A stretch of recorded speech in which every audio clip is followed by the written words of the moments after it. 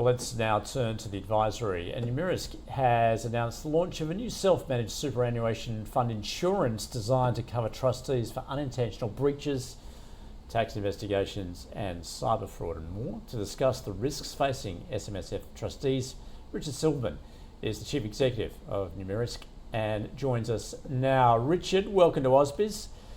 Good to have you on. So we talk about SMSFs, obviously much more onerous if you're doing it yourself. What are the risks you need to consider? Yeah, there's a few. I think trustees and in general probably aren't aware of the dynamics at play when they transition from an industry fund and probably take for granted some of the protections in those models. But certainly we have seen a variety of different issues over the years. Paradoxically, when we started working on this product, it was well before Shield, Master Trust and Guardian was sort of in the news. But that's probably never has there been a better example of how it can all go wrong. But the sorts of issues that we're trying to solve for are all of the insurable exposures that we believe self-managed super funds and their trustees have to deal with.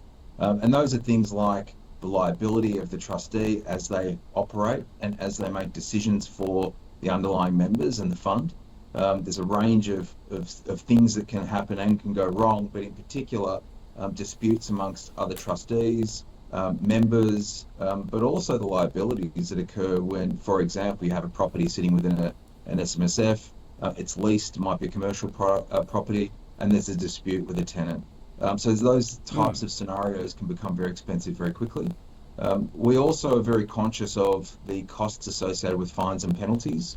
I think just from a statistical perspective, there's not a lot of data from the ATO on this, but we are aware that in the 2025 period, there were 43,000 contraventions across the 650,000 funds at that time. And that's a lot of fines and a lot of penalties, and trustees probably don't also realise that they are personally liable for those. And they can run into many tens of thousands of dollars for more complex matters. In fact, the most significant penalty is just shy of $20,000 per penalty. So that gets very expensive very quickly. I think the other costs that we're really mindful of are the cost of professional support and assistance if you are chosen at random for an ATO audit, investigation or examination. That can be very expensive, and that can involve many years of records and other analysis that your accountant or financial advisor may need to support you with in response to the ATO. And the final one is probably the more significant that we really anticipate is the incidence of fraud, cyber fraud, and those types of risks. It's not uncommon to hear horror stories of someone who's arranging a fund transfer or a purchase of an asset and inadvertently pays that to a bad actor by virtue of a social engineering event or a doctored email or the sorts of things that we hear on TV or other things. So a lot of risks for people who aren't prepared for those across a range of different sort of the risk spectrum. But we think that this product will go a ways to solving some of those challenges for trustees in the modern era.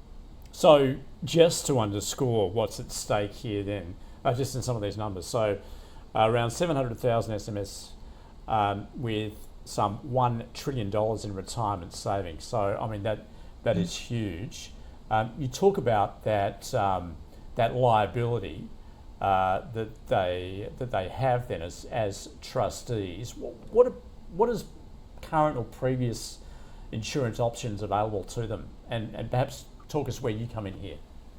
Yeah, it's really tough. It's really difficult. In an industry fund, which I think is the most natural comparison, you effectively have the benefit of a professional trustee, professional custodian, who have the means to buy corporate insurance programs to protect all of the funds within their remit. And in many instances, it's in the hundreds of thousands, right, if not almost millions. The arrangements that are available in the broader commercial insurance market currently are really ill fit for purpose. Trustee liability policies tend to be very expensive, quite tricky to get access to. You've got to go through an insurance broker.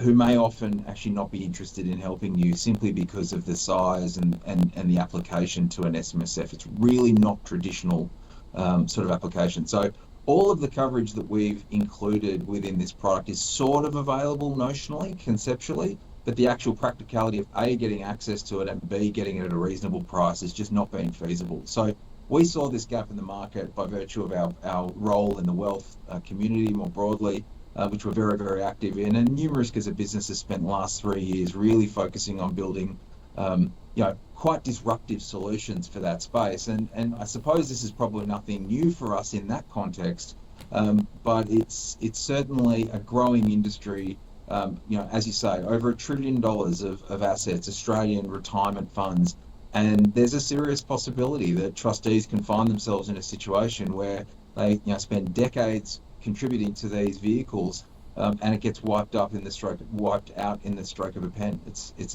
a concern. Okay, so in terms of liability insurance that's on offer then, what does that extend to? You talk about the trustees, the directors, even family members. Yeah, so the cover is structured in such a way as to respond to third-party claims. So in other words, if there's a claim that comes from, or a financial demand from a third party, like the example that we gave on a property dispute, there is coverage available.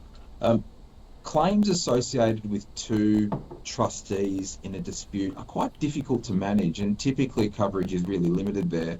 We have been able to include defence cost cover for those types of disputes. So whilst there may not be coverage to pay a settlement, as a consequence of a dispute amongst members and trustees, there's certainly defence cost cover there, which is huge.